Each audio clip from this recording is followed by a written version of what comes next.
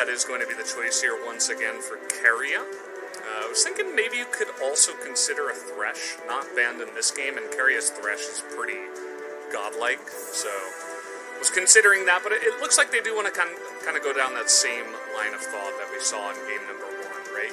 You have some of that early value is lost a bit unless they set up really fantastic plays. So again, you don't have the most simple path to advantages with the TF either, and I do agree with you. Kind of fell off since then.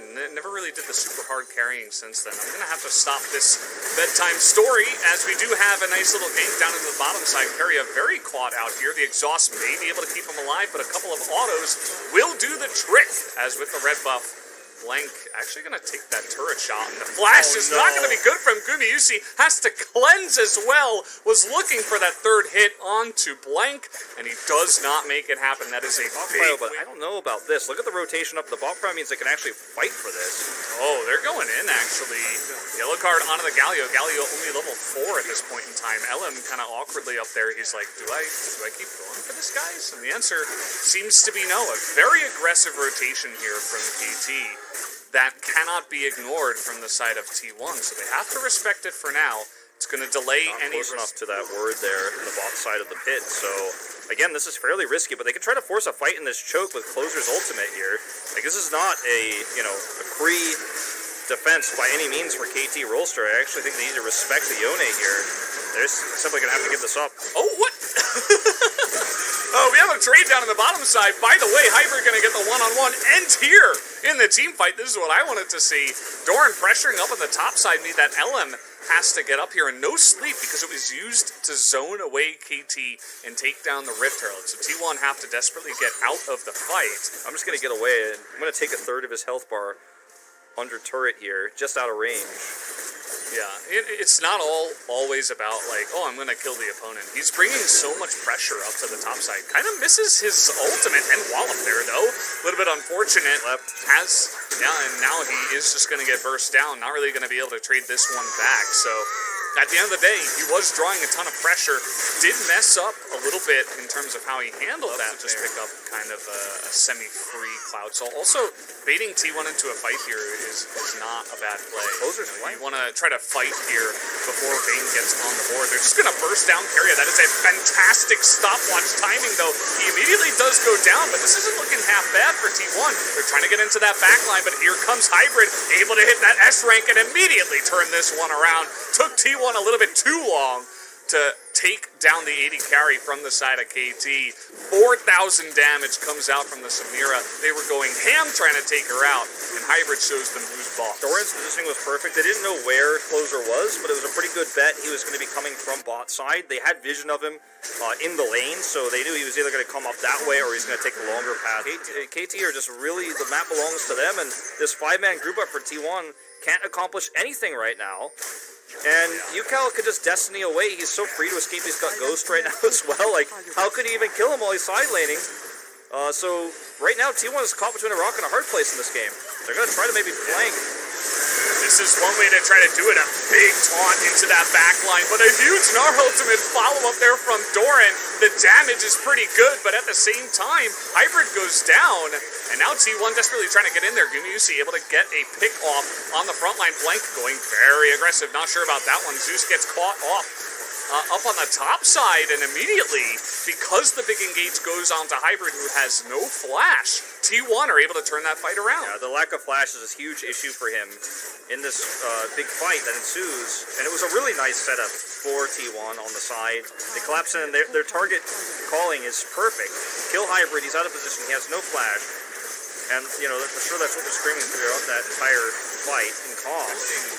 The speed at which these side pushes can come on, whether it's either Gnar or TF, right? There's like a semi-1-3-1 kind of going on here, even though Gnar isn't always that kind of other 1 in 1-3-1. But he's so far ahead that he's actually having a lot of success there, so able to push a turret up on the top side. Yeah, I really like it. That's how you're going to get poke damage done as Yone. It's making that a little bit difficult for UCal to just stand in the lane, so using this Baron power play to the best of their ability.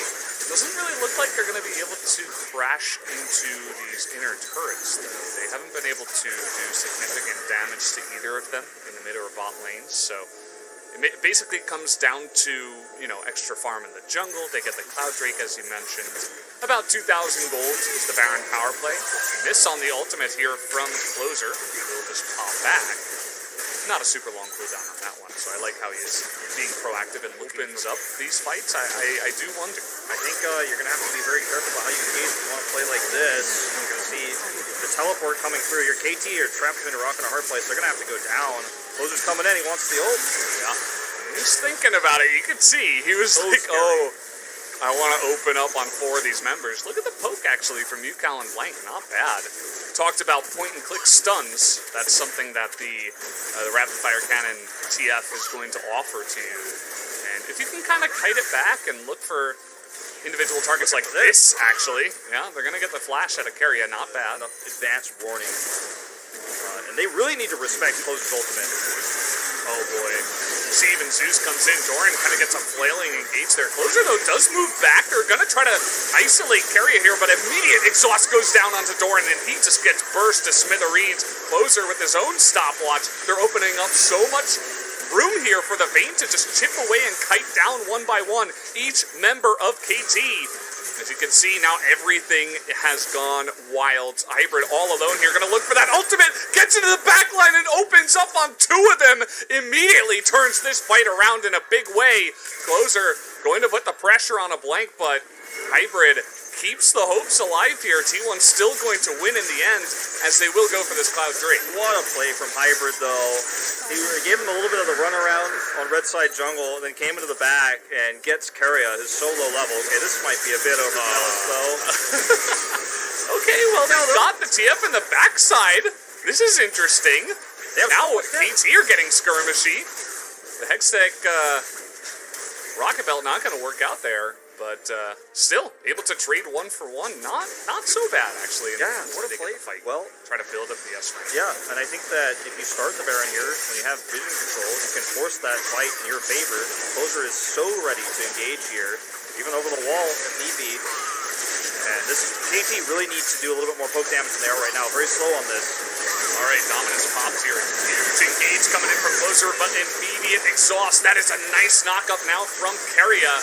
Trying to engage, and a massive sleep is coming in. This might be T1's moment, with the Renekton in the backline immediately gets burst down, though, and the kiting is real from the side of KT, and finally Hybrid finds his moment. The double kill comes in, and we've seen so many teams have trouble just trying to force a fight in that narrow corridor, and T1 fall down to it again. KT get a massive win. Unbelievable that we see them turn this fight around, and you just see Kana disappear alone as he's trying to come in to get that extra swipe, to get that extra damage. So everybody's so low health that they can't close the gap. Only Renekton can, but they turn on him and blow him up in an instant.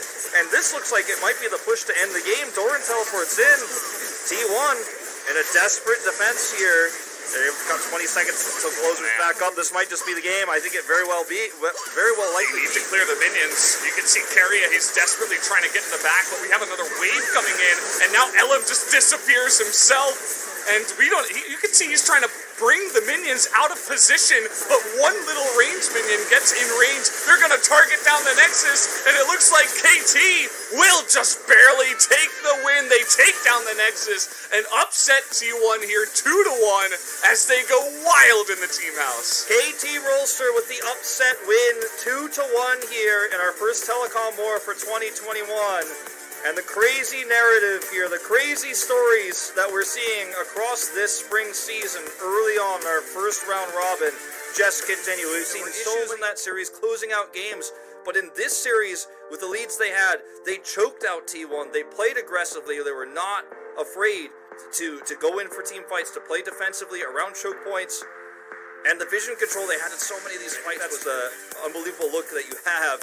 If you're T1 after it looked like it was a team fight win for sure. It looked like it was a done deal. It was a Baron fight, a team fight win, and a push to win the game.